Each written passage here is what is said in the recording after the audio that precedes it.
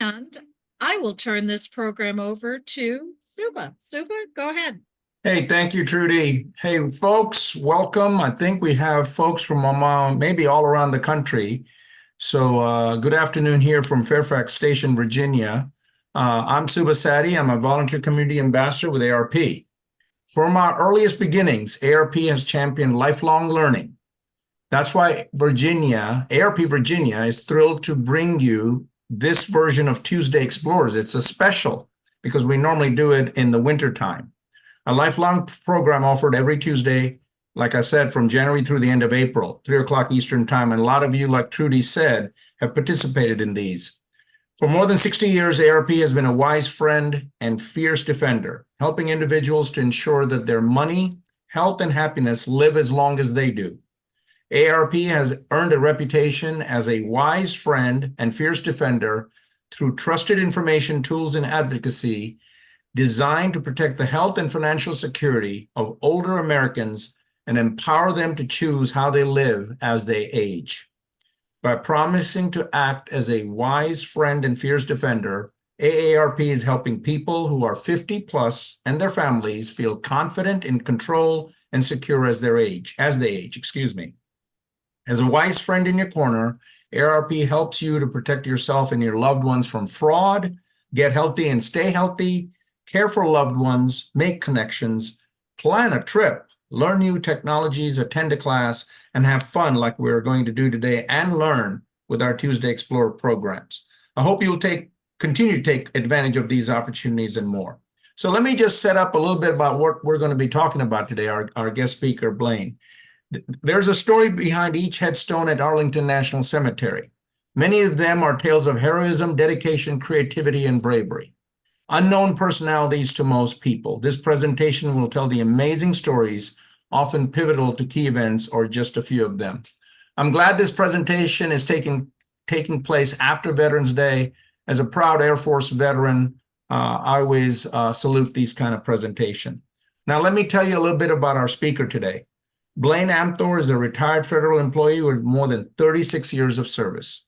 He's had a lifelong interest in history and has read extensively on World War II, the American Revolution, and ocean liners.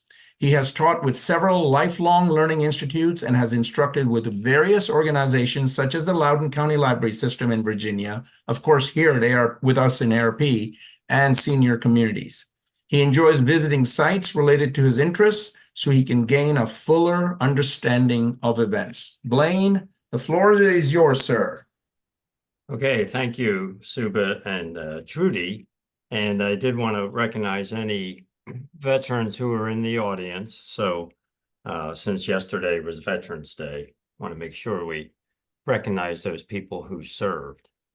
So to begin, kind of a little background on this presentation, how it came about, really, is that during my visits to Arlington National Cemetery over the years for various reasons, I became intrigued by some of the stories that lie behind the headstones.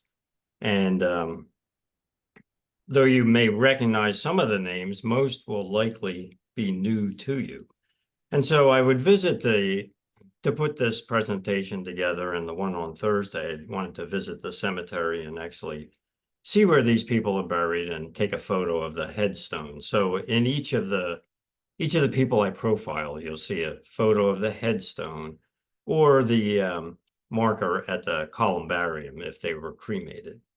Now, while I was wandering around the cemetery, one of the visits, I just happened to pass by a headstone with an inscription I thought captured what I was looking for. And the inscription on that headstone said, "Each headstone represents a story to be told and a past to be remembered."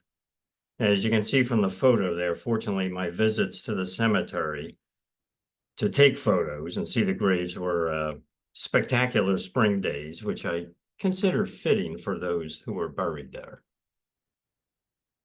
Now, the first people we'll start out with are the Friedmans, William and Elizabeth.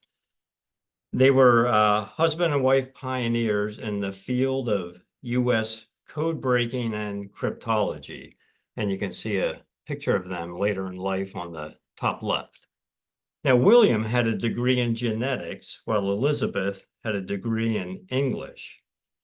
Elizabeth was recruited by a businessman named George Fabian, who ran a research institute named Riverbank Laboratory in Geneva, Illinois.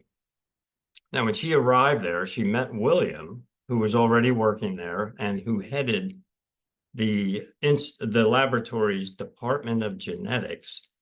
And since they worked there together, they got to know each other and were actually married there. And so you can see them on the right at that time, in their much younger days. Now, both of them worked in the cipher department at this Riverbank laboratory, which was the only cryptologic laboratory in the US. Now, during World War I, they developed courses in cryptology and trained US Army and Navy officers as well as civilians. And so you can see a photo on the lower left of William Friedman in his World War I uniform. Following World War I, the Army hired William as its main cryptographer, which is when he coined the phrase or the terms cryptanalysis and cryptology. And William introduced mathematical methods to this field of work and produced training materials for generations of students. So you could say he wrote the book on this subject. Now, he contributed to the development of cryptologic machines used to not only make codes, but to break codes. Now, during World War II, he worked for the Army's Signals Intelligence Service, and you can see him on the lower left again in his World War II outfit. Now, when the National Security Agency was established in 1947, he was named Special Assistant to the Director. And toward the end of his career, a disagreement over possession of what had been classified material led to the end of his relationship with NSA. And if you look at their gravestone here, at the bottom is an inscription, which you can see it, I've enlarged it there, "Knowledge is power," which reflects the work that they were doing. Now, talk a little bit about Elizabeth. During the Prohibition era, Elizabeth Friedman was responsible for breaking codes used by narcotics and alcohol smugglers, including people such as Al Capone and Joseph Kennedy. As the only woman employee of the Coast Guard, in just 3 years, she decrypted a 2-year backlog of messages.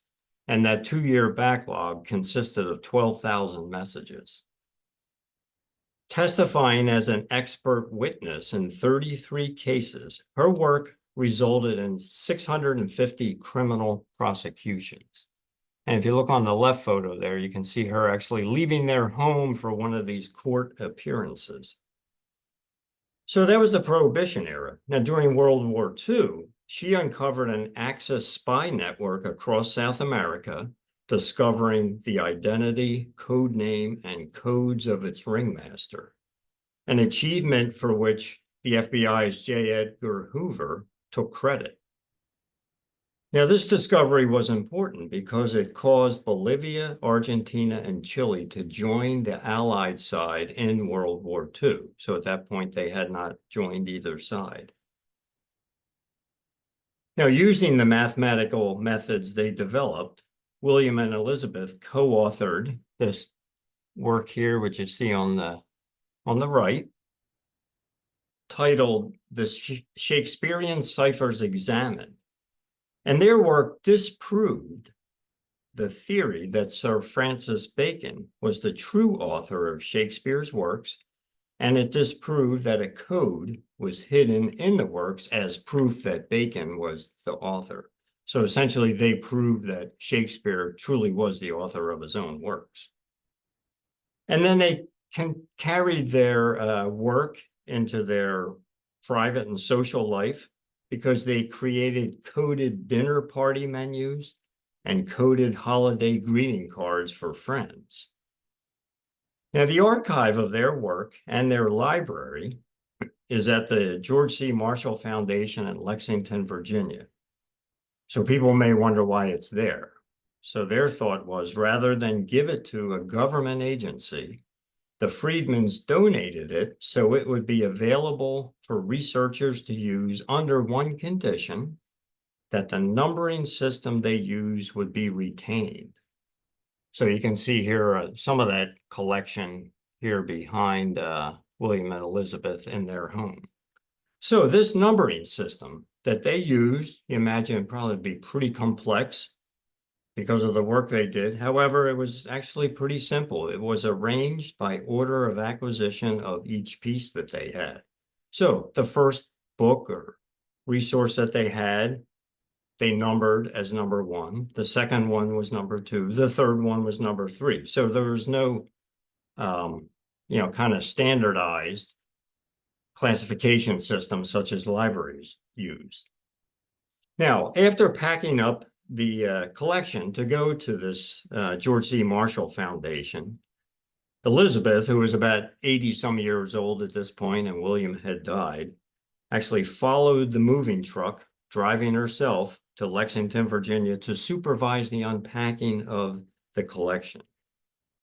Now, at NSA headquarters in Maryland, the William and Elizabeth Friedman building was dedicated in 2002. In 2019, a Senate resolution was passed in her honor, and a Coast Guard ship, which is under construction now, will be named for her. And Elizabeth is the subject of a book and a PBS program titled The Woman Who Smashed Codes.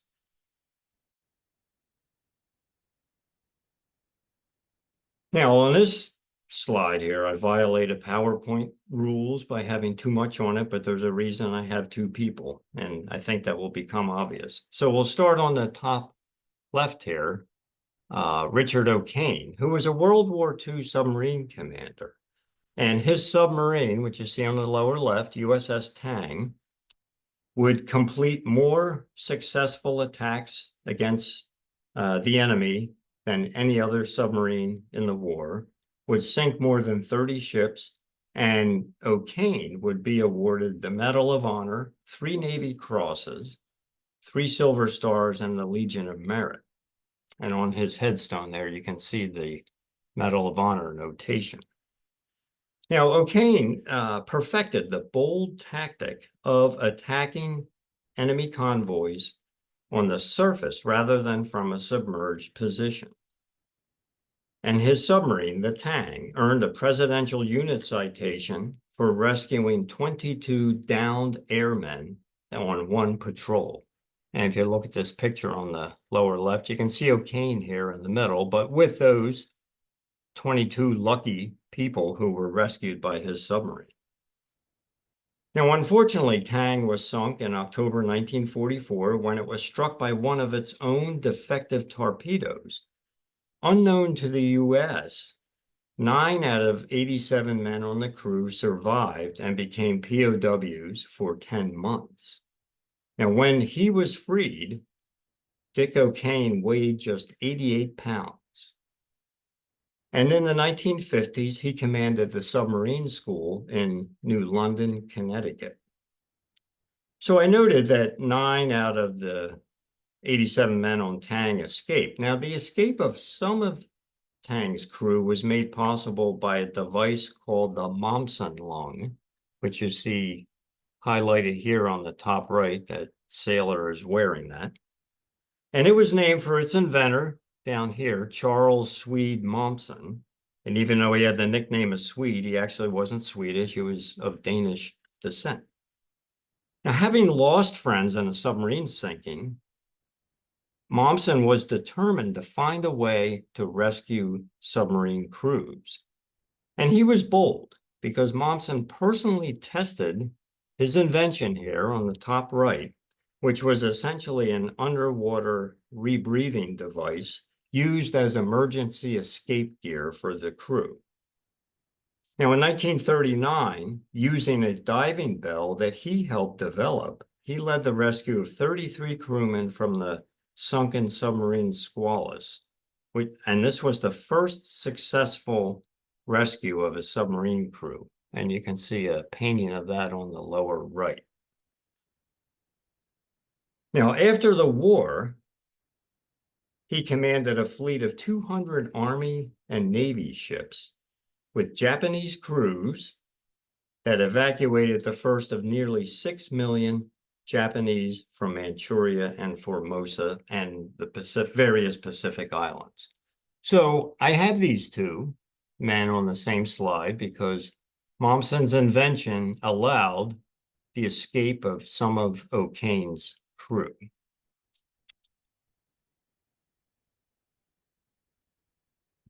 Now, during the attack on Pearl Harbor, December 7th, 1941, 8 U.S. Army Air Corps fighter pilots got airborne.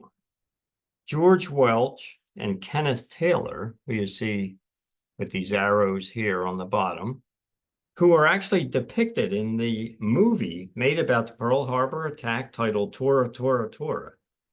Those two men had spent Saturday evening at a dance, followed by an all-night card game away from their base. Now, when the attack began the next morning, they phoned the airfield to have their fighter planes made ready, and then they jumped into Taylor's car, reaching speeds of 100 miles an hour during their dash to the airfield. Still wearing their tuxedo pants from the prior evening, because remember they had that all-night card game, they took off and engaged the enemy. Taylor was wounded in the arm and the leg, and upon landing to refuel and rearm, was told to stay on the ground. However, both pilots took off again with Taylor's wounds untreated. So by the end of the day, Welch had shot down 4 enemy airplanes while Taylor had shot down 2, and both pilots were awarded the Distinguished Service Cross. Welch was actually recommended for the Medal of Honor, but it was denied since his commanding officer said he had taken off without orders.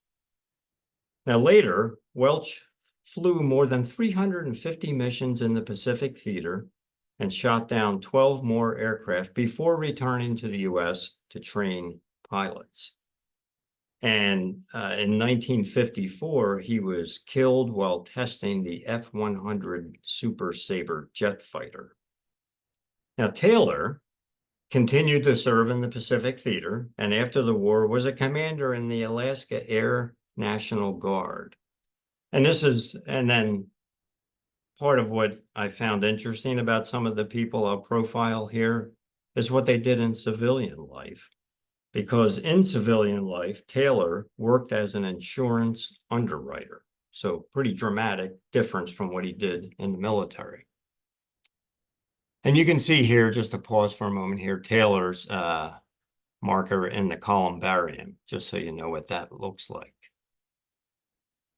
Now, the third gentleman, Philip Rasmussen here on the left in that group photo, became known as the pajama pilot, because when the attack began, he hurriedly left his house still wearing a pair of purple pajamas. And in these pajamas, Rasmussen took off and joined 3 other fighter pilots in a dogfight against 11 Japanese aircraft, shooting down one and damaging another. His airplane was damaged with some 500 bullet holes, was nearly rammed by an enemy plane, had its canopy blown off, but Rasmussen managed to land it with no brakes, rudder, or a tail wheel. Now, Rasmussen was awarded the Silver Star for his bravery and served for another 24 years before retiring as a colonel.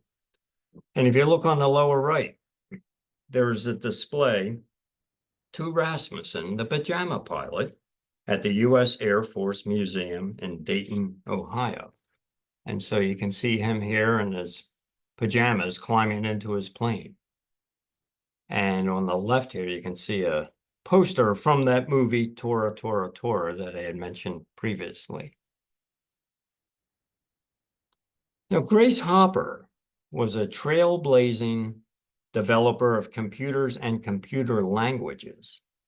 She earned a PhD in mathematics from Yale University, then taught at Vassar College. During World War II, she resigned her teaching position at Vassar College to join the Navy Waves, and the Waves were women accepted for voluntary emergency service. Even though she was initially rejected because she did not meet the weight or height requirements. Commissioned as a lieutenant, she was assigned to the Bureau of Ordnance Computation Project at Harvard University. So this top left photo of her, here you can see her during World War II. So her team produced the Mark I, which was an early prototype of the electronic computer. While working on the Mark I project, the word bug was coined to describe a computer malfunction when a moth was found stuck in a relay in the computer. And so if you look on the bottom, that's the actual record from when this event occurred, and you can actually see the moth that they found in one of the computer relays. So for years and years, I always wondered where the term bug came from, but this is where it originated. You know, Hopper wrote a 500-page manual of operations, which outlined the fundamental operating principles of computing machines. And she helped develop UNIVAC, which was the first all-electronic digital computer, which proved critical to the Apollo space mission communications. She co-developed COBOL, one of the earliest standardized computer languages. And she predicted that computers would one day be small enough to fit on a desk and that ordinary people would use them in their everyday life. Following World War II, Hopper was in the Naval Reserves, but she was recalled to active duty in 1967 to serve as director, Naval Programming Languages Group. And during this time, she was promoted several grades, to captain, to commodore, and then to rear admiral, retiring at age 79, the oldest serving officer in the U.S. Armed Forces. So you can see her there at the top later in her life. Describing teaching as her greatest joy, Hopper gave up to 300 lectures per year. And she had a couple of nicknames. She was known as Amazing Grace and the First Lady of Software. And Hopper was awarded the Defense Distinguished Service Medal, the highest decoration given to those who did not participate in combat, and posthumously awarded the Presidential Medal of Freedom.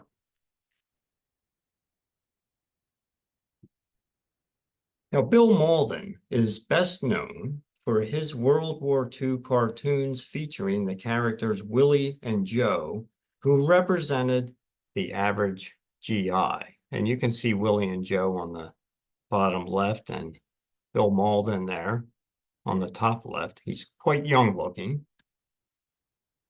Mauldin studied cartooning at the Chicago Academy of Fine Arts. After enlisting in the Army, he began cartoon work for the newspaper of the 45th Infantry Division, and he later worked for Stars and Stripes, the Armed Services newspaper. He served in Italy, southern France, and Belgium.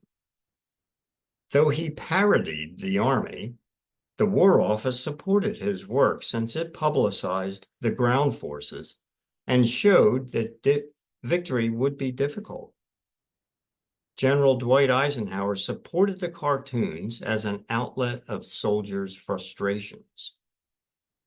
He was a hero to the average soldier, since Mauldin understood their situation, endured the same conditions, and helped them get through the war. The character of Willie was featured on the cover of Time magazine in 1945, and you can see that cover here on the bottom. After the war, Mauldin focused on political cartoons. and he won his first Pulitzer for his wartime work, which was compiled into the book titled Up Front. Now, Malden won a second Pulitzer Prize for his depiction of Soviet author Boris Pasternak in the Gulag.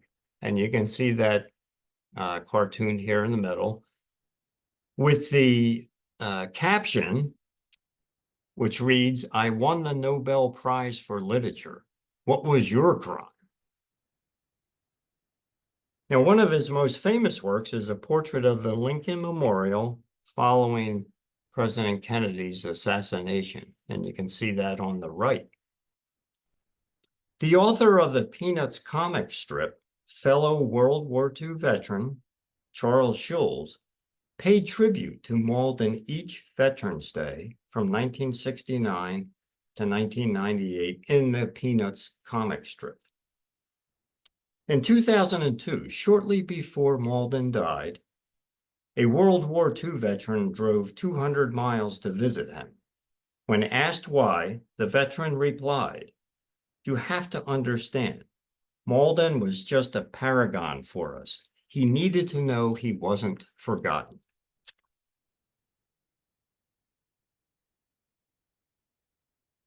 The 6th 888th Central Postal Directory Battalion, known as the 6888, which is much easier to say, was part of the WAC, which was the Women's Army Corps during World War II, and the only Black female unit to serve overseas during World War II. Now, this unit was led by this lady here on the top left. The arrow is pointing her out, Major Charity Adams, who was the highest ranking and first Black female officer in the U.S. Army in World War II. Now, this unit arrived in England in February 1945 with the task of clearing a 2 to 3 year backlog of mail at Birmingham, England, and then later at another location in France. Now, the clearing of this backlog of mail was a task considered vital to morale of the U.S. military. So you can see on the lower left here a photo of just one of the storage areas of this mail, and then on the right of some of the unit processing that mail and packages. Now, 17 million pieces were cleared in 3 months, even though the Army estimated it would take 6 months to do it.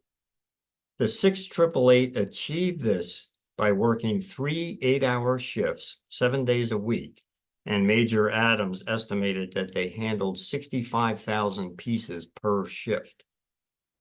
And this unit was a little bit different than most others in that it was self-contained, which means it managed its own supplies, motor pool, personnel, etc.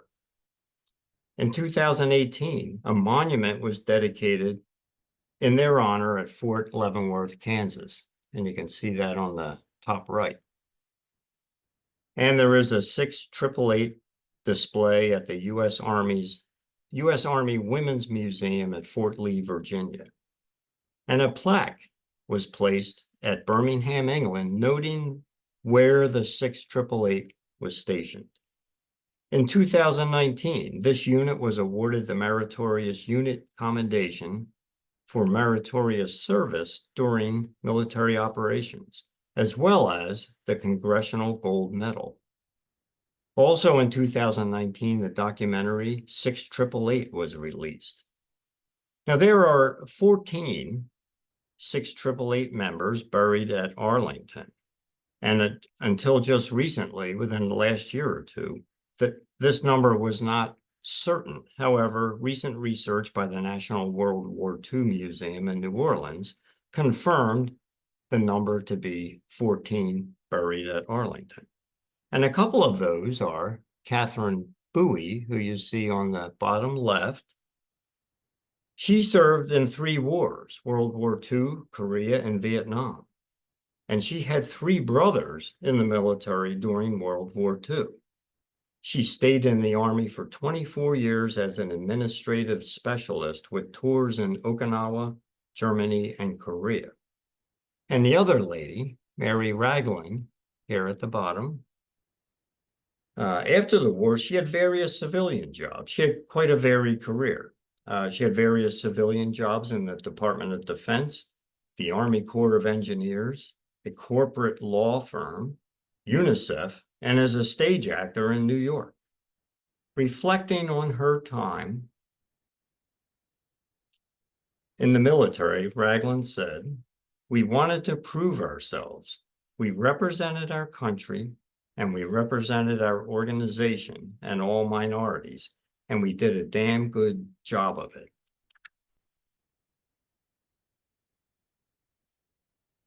Now, Charles Blair, who you see on the top left, may be one of the least known but most accomplished aviators. He served in the Navy in the early 1930s, then flew for United Airlines, during which he pioneered mail routes in the Western U.S.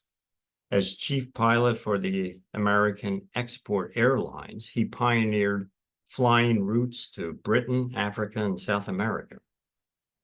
As a test pilot for Grumman Aircraft Company, he tested 3 new Navy fighters. And after the war, he commanded the first scheduled flights of the groundbreaking Lockheed Constellation and Boeing Stratocruiser passenger airplanes on the transatlantic route. And he was the first to fly solo over the North Pole. And he did it in this airplane right here on the lower left, which he actually bought from a friend, but this airplane is on display at the Udvar-Hazy National Air and Space Museum near Dulles Airport, Virginia.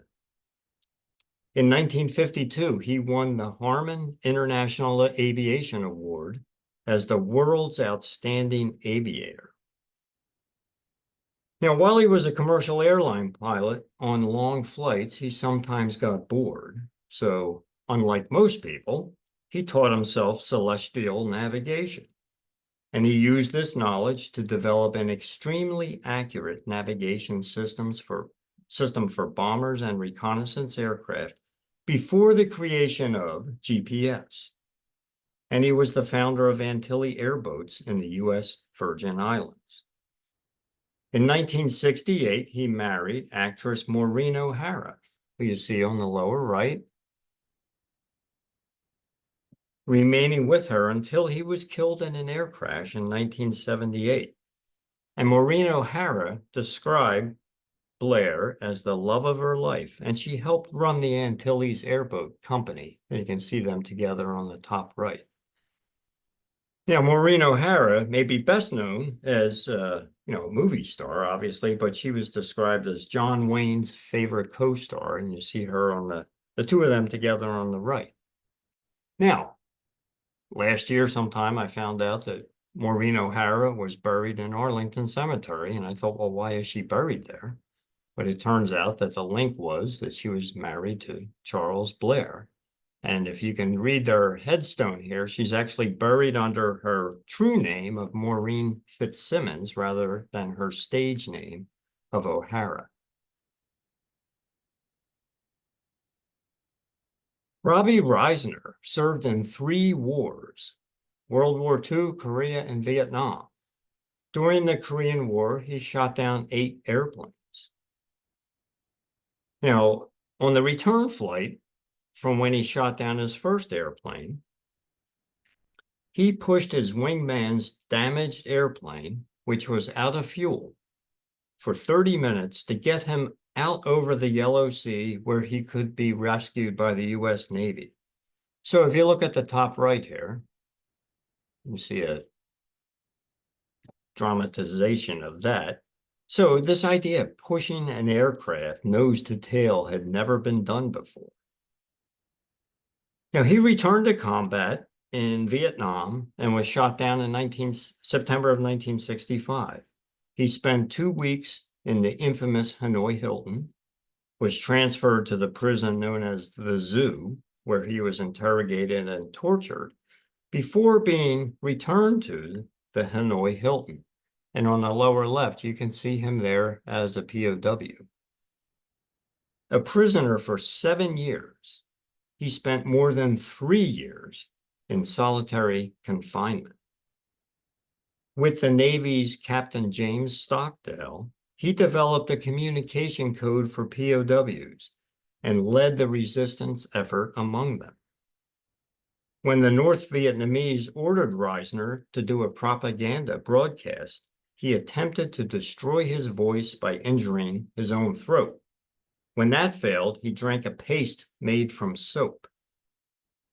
Commander Everett Alvarez Jr., the first U.S. pilot held as a POW in Southeast Asia, said, "We were lucky to have Reisner.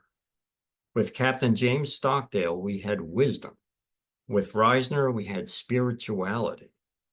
He was twice awarded the Air Force Cross, once for aerial combat and once for gallantry as a POW.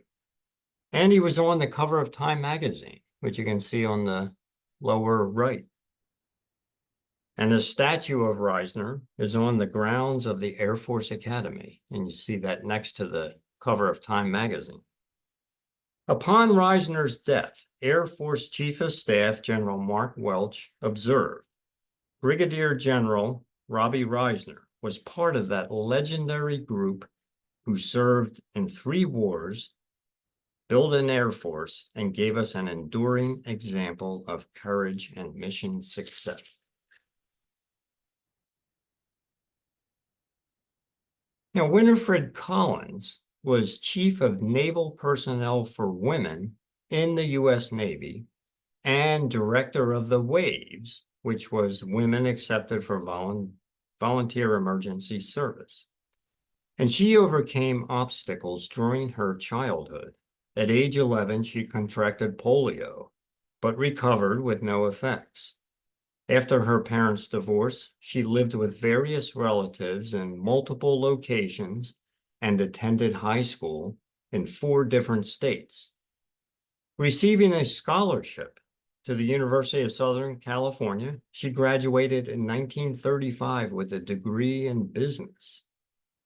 As a personnel manager of Brunswick Drug Corporation, Collins suggested several changes, such as paying employees according to their performance and position, regardless of their gender. Now, due to the positive effects of her suggestions, she was sponsored to attend Harvard Business School training, one of the first 5 women to do so. In 1942, Collins joined the U.S. Navy just 4 days after Congress passed a law allowing women to serve as commissioned officers in the military. And on the left there, you can see her during that time, during World War II. As an ensign, she served as personnel director of the Midshipmen's School at Smith College, which at that time was an all-women's school. In 1943, she was one of just 12 Navy officers asked to evaluate the jobs WAVES could do and the skills that they would require to do those jobs. Developing procedures for the 6,000 women officer candidates who reported for duty, she continued shaping the Navy's personnel policies for women over the next 20 years. And she helped plan the Women's Armed Forces Integration Act, through which the first female commissioned officers of the U.S. Navy were sworn in, and Collins was one of them. In 1957, she was appointed Chief of Naval Personnel for Women and promoted to captain, making her the most senior woman in the U.S. Navy before she retired in 1962. Before her retirement, she was invited to the White House, and you can see her here at the bottom with President Kennedy. And on the right, you can see she wrote a book of her experiences titled More Than a Uniform.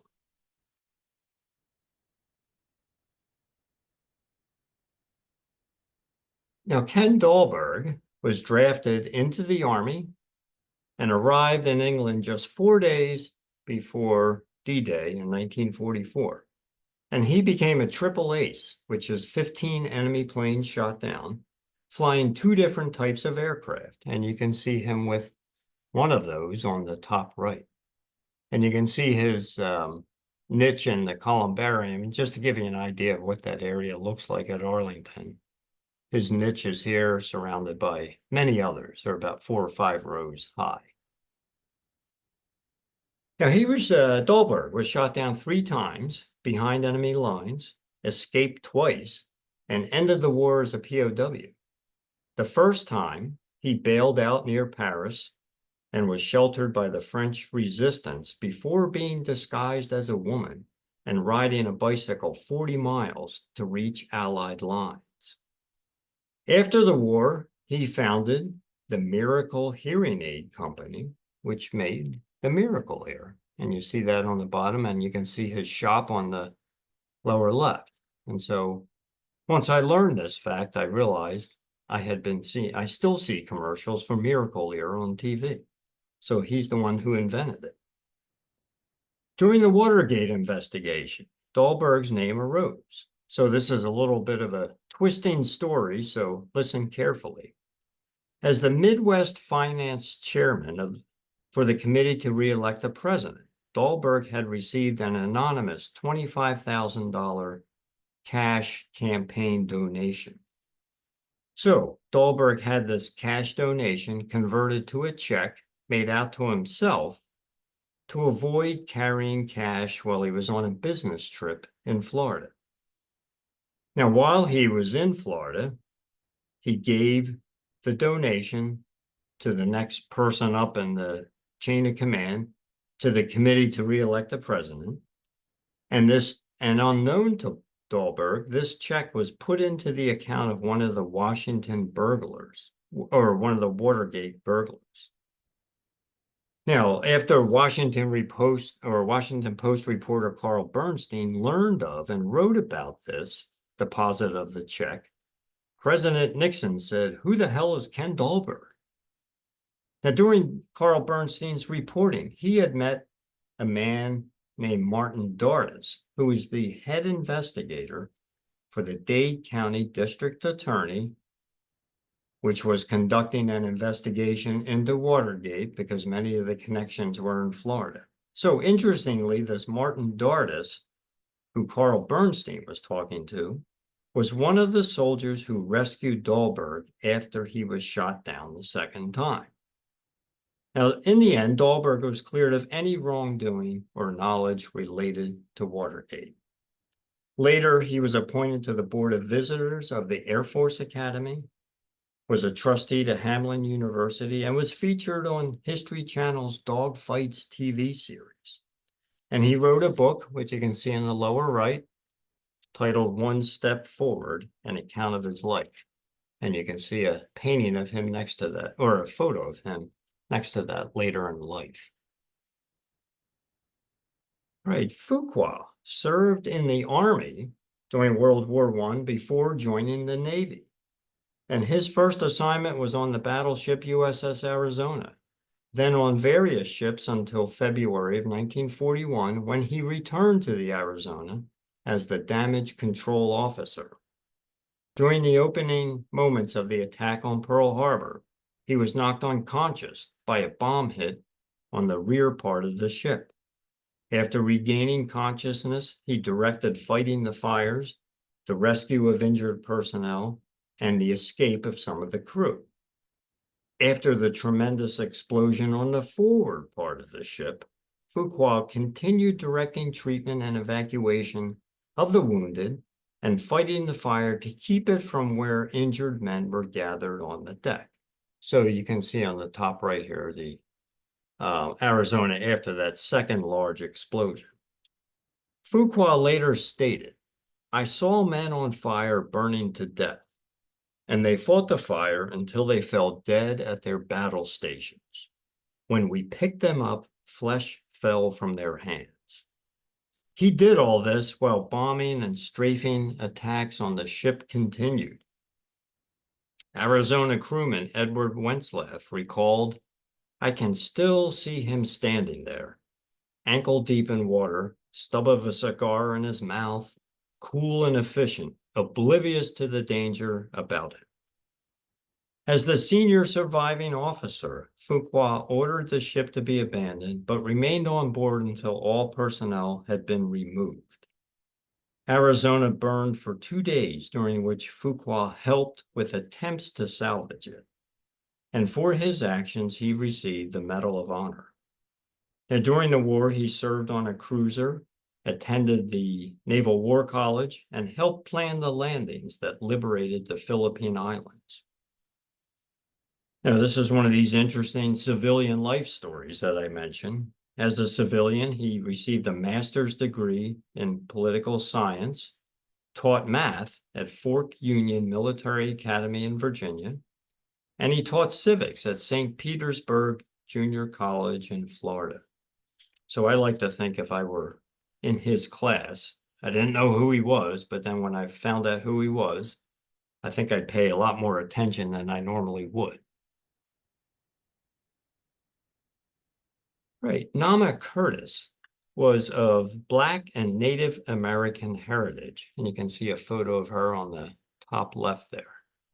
Now, after graduating from California's Snell Seminary for Young Women in 1888 and meeting her husband in Philadelphia, they moved to Chicago. While in Chicago, she joined a movement to establish a hospital for the treatment of Blacks. In 1898, her husband was appointed superintendent of the Freedmen's Hospital in Washington, D.C. While in D.C., the Spanish-American War began, and the Army was not prepared to handle tropical diseases in the areas where the fighting took place. And in that war, the Spanish-American War, 10 times more people died of disease than in combat. Though male corpsmen were used by the Army, they had no training, but the U.S. had been training professional female nurses.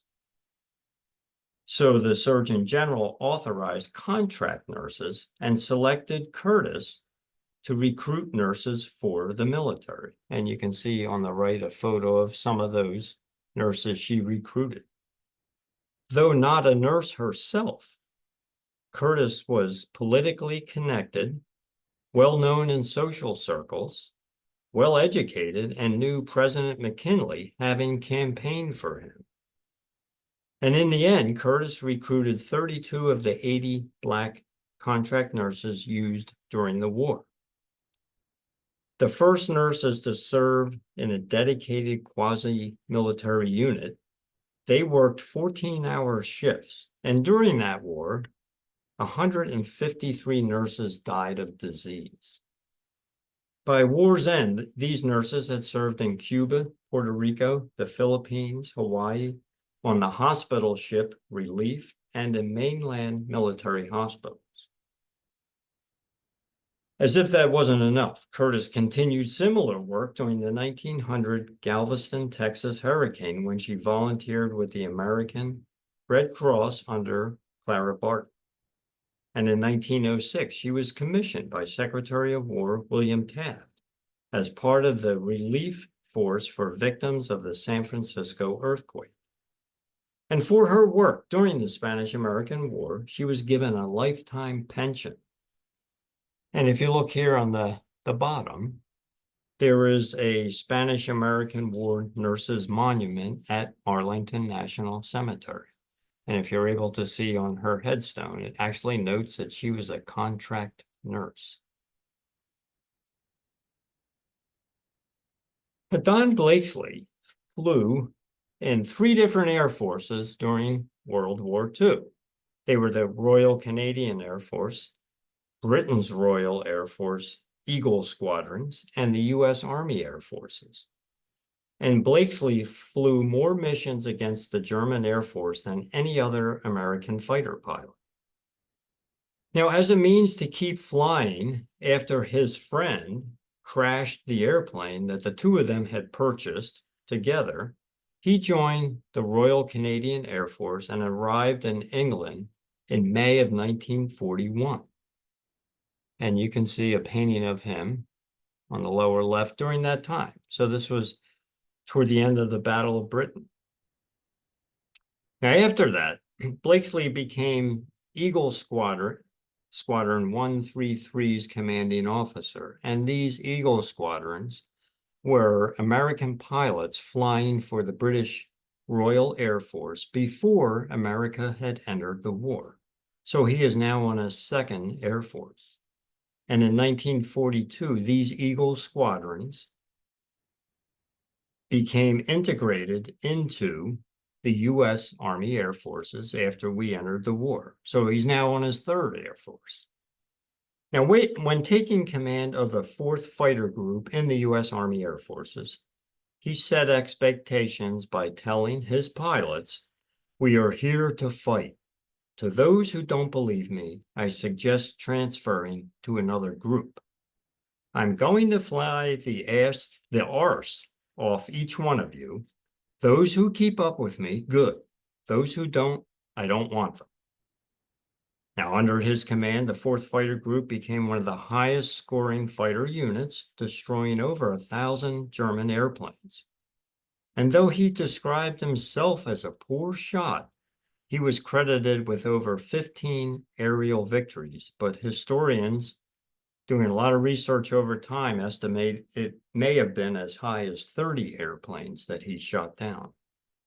And pilots described him as one of the best leaders ever to fight in the skies over Germany. And as a combat leader, he would often let other pilots take a shot that he could have taken. Now, he never sought publicity and seldom gave interviews. And his aircraft never had a personal name on it or victory crosses painted under the canopy. A fellow pilot, Lieutenant Colonel Richard Turner, wrote of his first impression of Blakesley. He was of medium height and build with wavy brown hair and pinned you with a penetrating gaze from steel gray eyes, which, if not accompanied by a smile, made one decidedly uncomfortable. He was all business. I've often wondered which scared us most on that first mission, meeting the Germans or displeasing Colonel Blakesley. Now you can see here too, his niche marker there, the etching is, you can hardly see it. It needs to have some paint or whatever kind of contrast put into it. But when I was looking for that one, I actually was standing right in front of it. It was so difficult to see, I didn't realize it until I looked closer. Now, Barbara Rainey was the daughter of a career naval officer, and she was also in a military family. Her brother was a U.S. Marine Corps aviator. Now, Rainey enlisted in the Navy in 1970 and was sent to the Officer Candidate School. Seeking a greater challenge, she was accepted into the U.S. Naval Flight Training School. And in February 1974, Rainey was designated as the first female naval aviator. And her wings were pinned on her by her father, retired Commander Bill Allen. And you can see that event taking place on the lower right, and you can see the immense pride of her father during that ceremony. Now, she entered the Naval Reserves when pregnant with her first child. But while pregnant with her second child, she actually qualified to fly a different type of naval aircraft. Now, in 1981, she re-entered active duty from the reserves as a flight instructor. In 1982, Rainey was killed in an air crash while practicing touch-and-go landings with a student at Middleton Field in Alabama.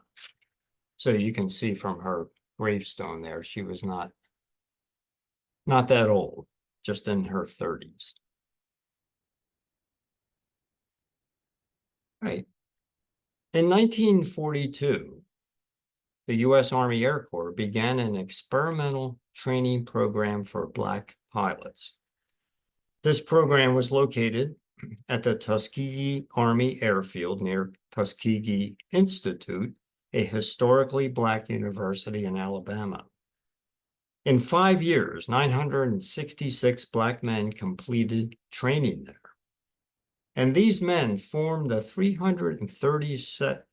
332nd Fighter Group during World War II that flew more than 1,800 missions, shot down 112 enemy aircraft, and was awarded the Presidential Unit Citation. Now, Charles McGee was one of these prolific pilots. So you can see him there on the top left during World War II and on the top right. Now, in 1942, McGee was studying engineering at University of Illinois when he entered a training program for black aircraft mechanics. And that program led him to the pilot program. Now, during the war, one of his proudest moments was escorting aircraft that were repatriating hundreds of downed airmen being hidden by Yugoslavians. Also serving in Korea and Vietnam, he flew more than 400 missions in 3 wars. He earned the Distinguished Flying Cross, the Congressional Gold Medal, and in 2020 was promoted to Brigadier General after retiring in 1980 or 1973. And you can see that ceremony taking place on the lower right. Now, spending much time in schools, speaking to youth, he explained his program for success, which he called the 4 Ps: perceive your dreams, preparation, performance, and perseverance.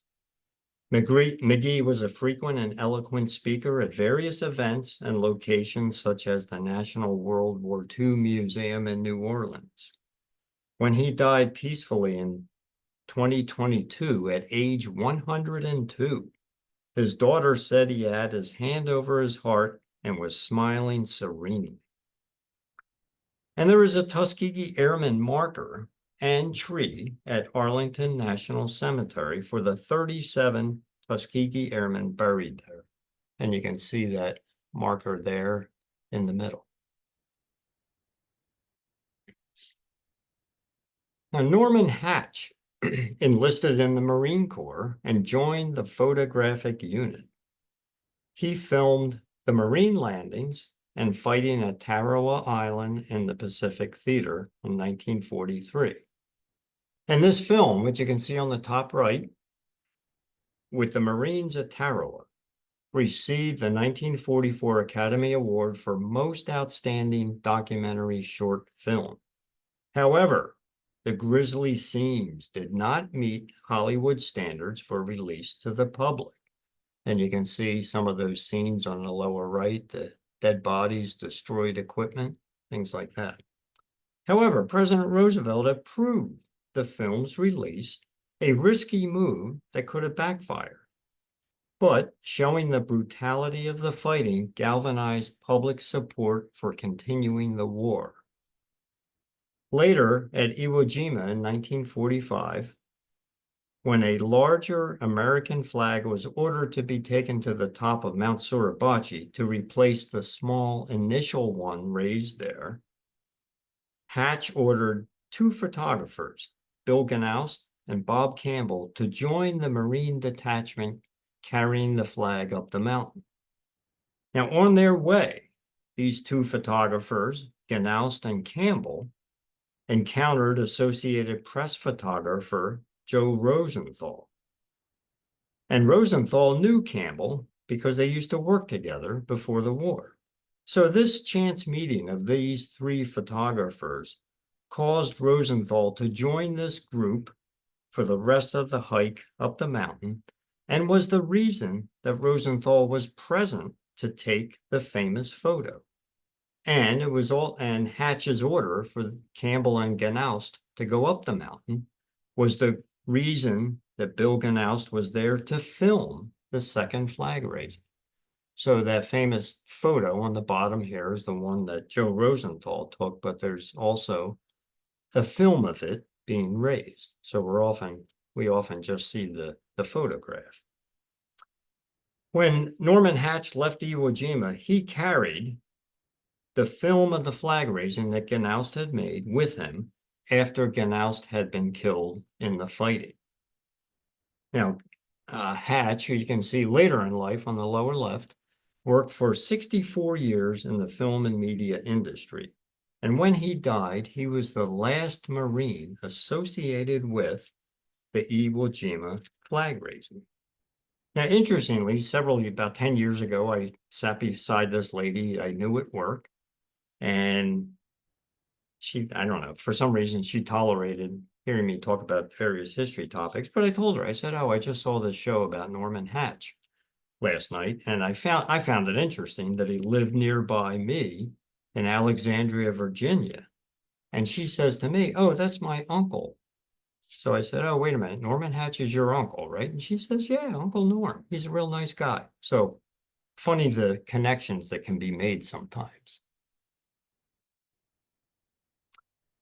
All right, so the military jet age featured dogfighting at 500 miles per hour compared to 300 to 350 miles per hour as it had been in World War II. So this big increase in speed required a special breed of pilots to identify, implement, and teach new tactics to pilots.